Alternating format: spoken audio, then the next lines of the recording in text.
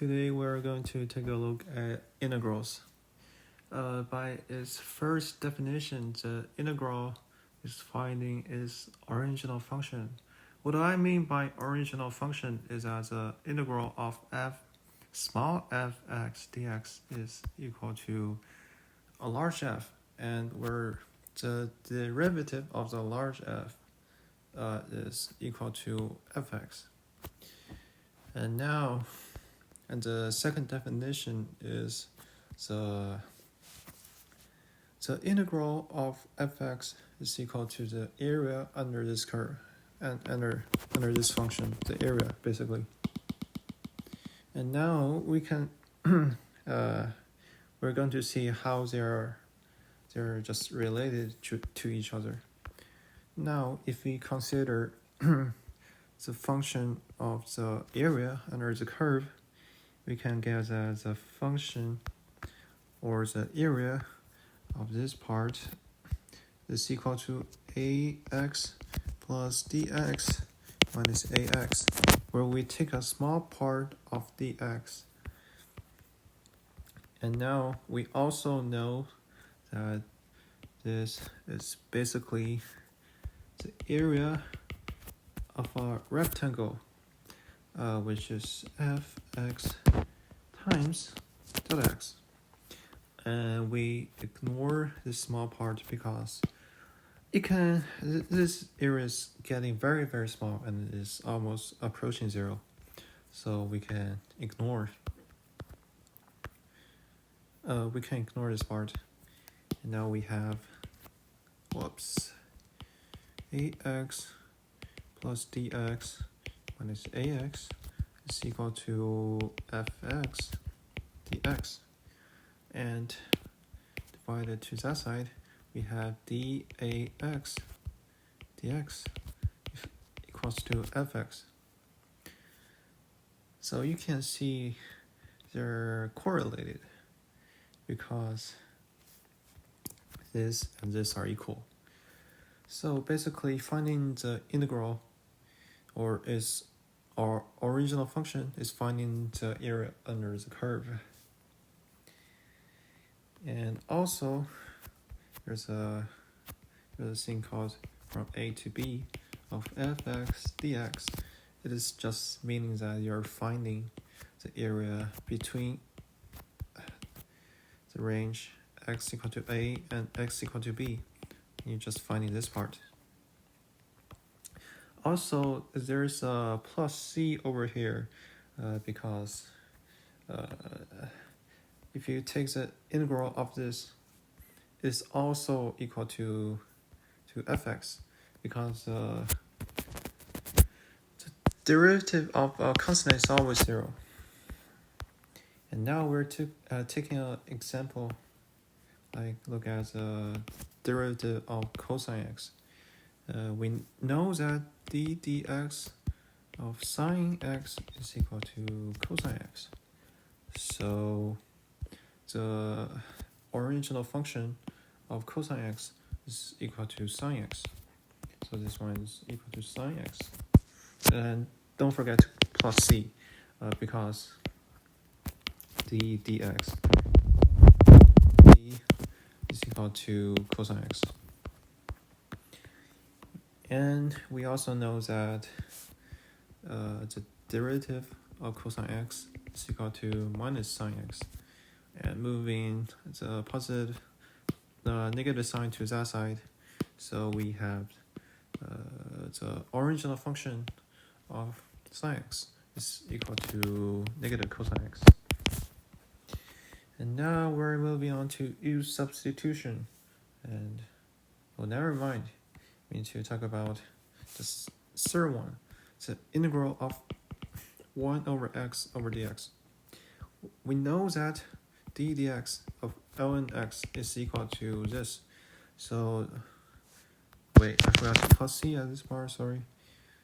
So this one is equal to ln x. Actually, because x, this part just can't. It cannot be negative, because the x must be positive in order to have a definition. ln has a graph of this, and it is not defined over here. Okay, so this is mx.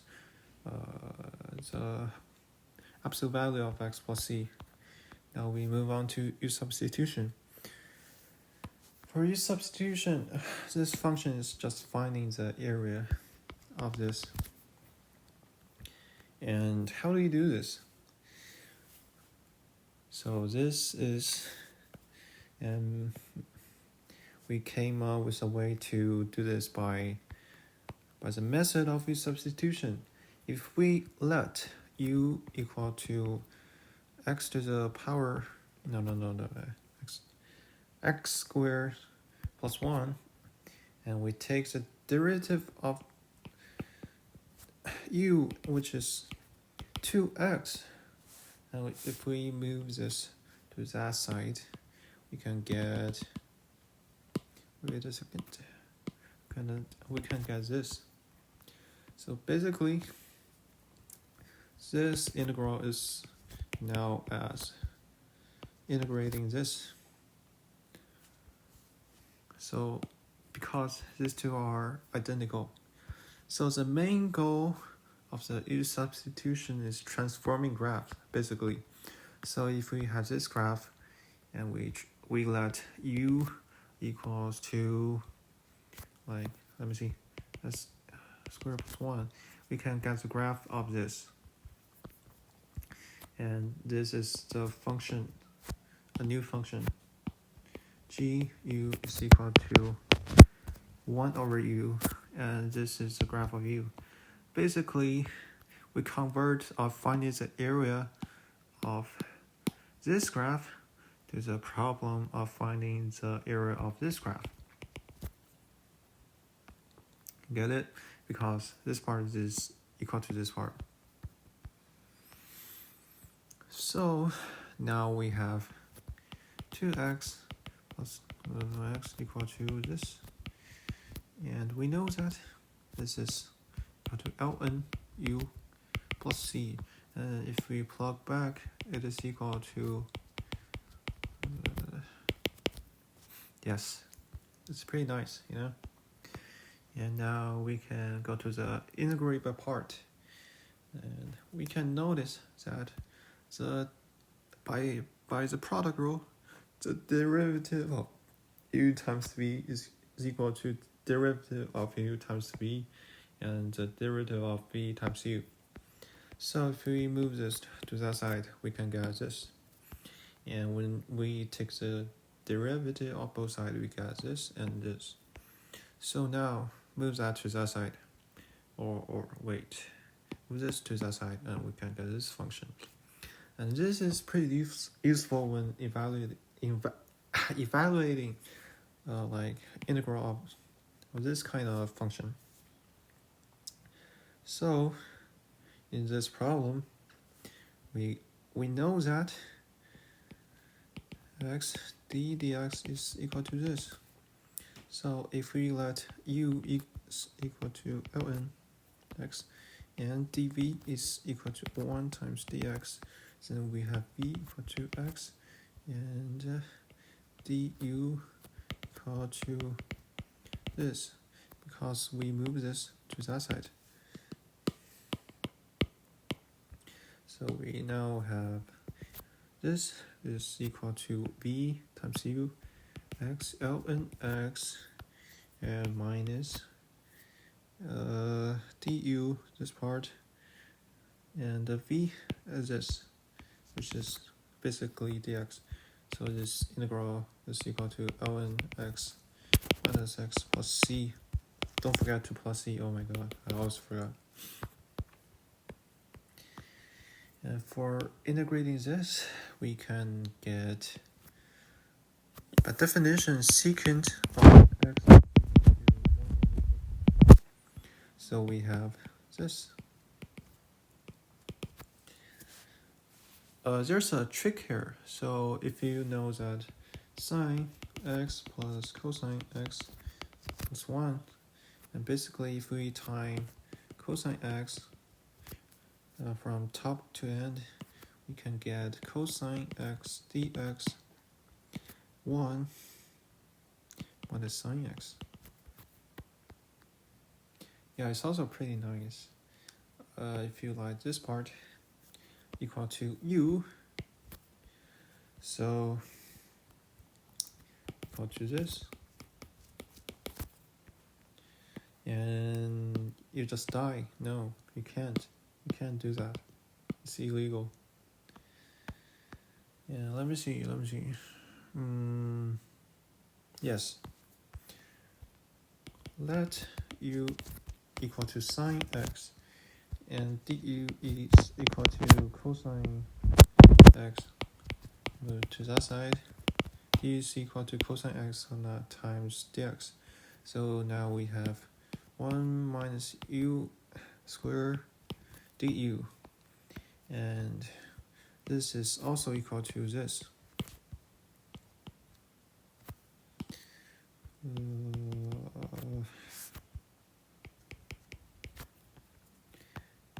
Yeah, you can see it. It is equal to this, and there is also a formula for this one, like 1 plus u and 1 minus u. We can separate it out as this. And let me erase this part. So basically, if you time this to both sides, we have 1 equals to a 1 minus u plus b 1 plus u, which is equal to a plus b, and b minus a u. So basically, because there's no u on that side, so this term is 2b equals to a, so a equal to b is equal to 1/2. So this integral is basically the integral of 1/2 1 plus u and plus the u and this minus u du. And what is this? And also we can use U substitution or whatever. You can call it V substitution by this point. We can get this is equal to this. And minus.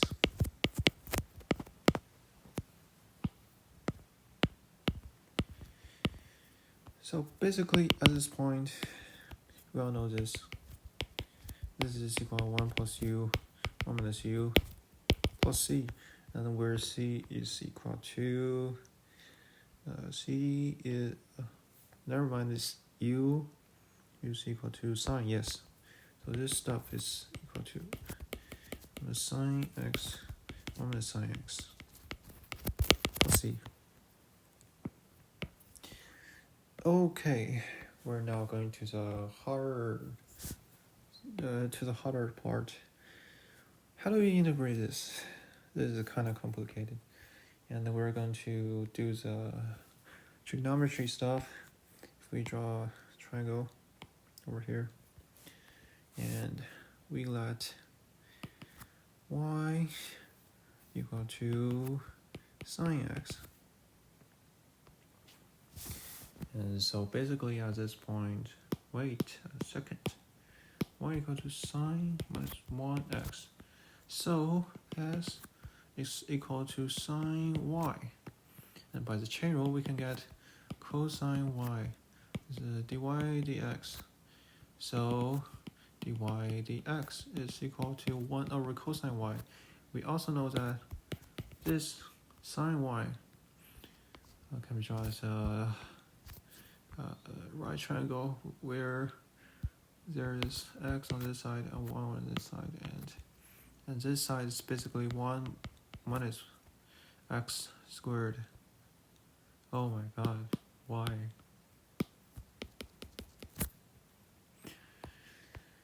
So now we can find the cosine, which is yes.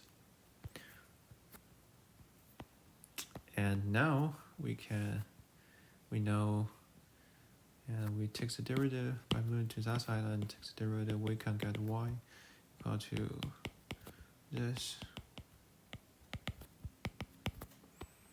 And where this part is equal to sine to the -1 of x.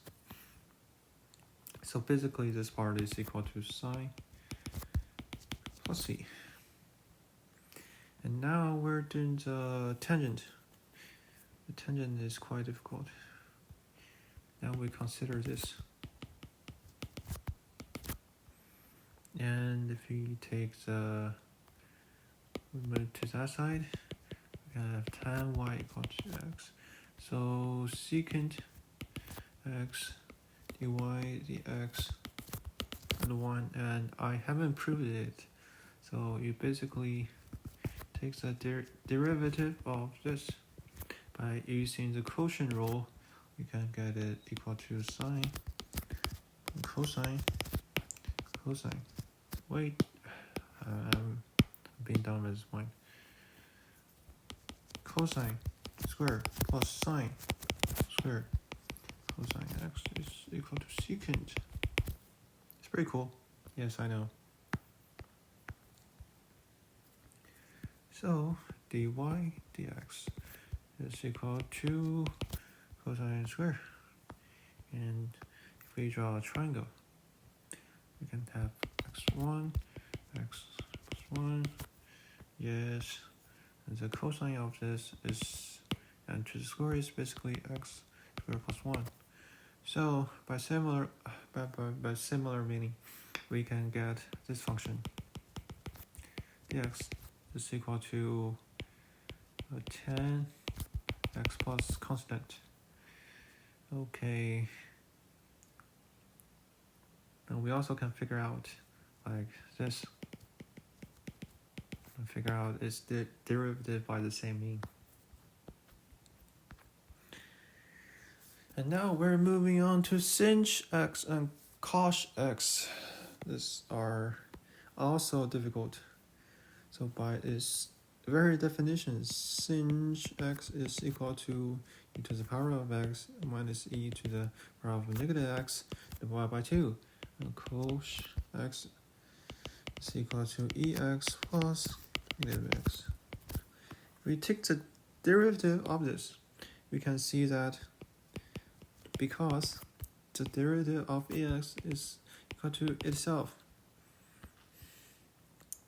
so we know that taking the derivative, x sinh s is equal to ex plus root down ex divided by 2, so it is cos x.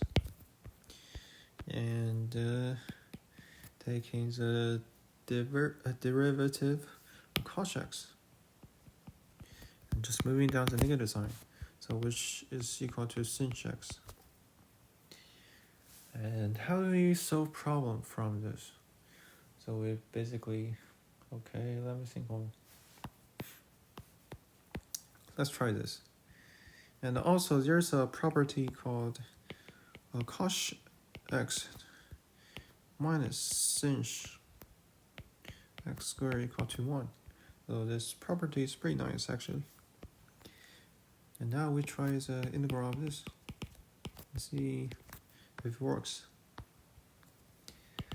First, we can move it to that side and use U substitution, where x or whatever, it is not cos or whatever, just I don't know the name. Cinch u, so dx is cos u du. And so this stuff is basically the integral of sinh x plus 1 cos u du. Yes, wait, let me see if it is correct. Yes, this part is correct, and this part is correct. So we basically have this.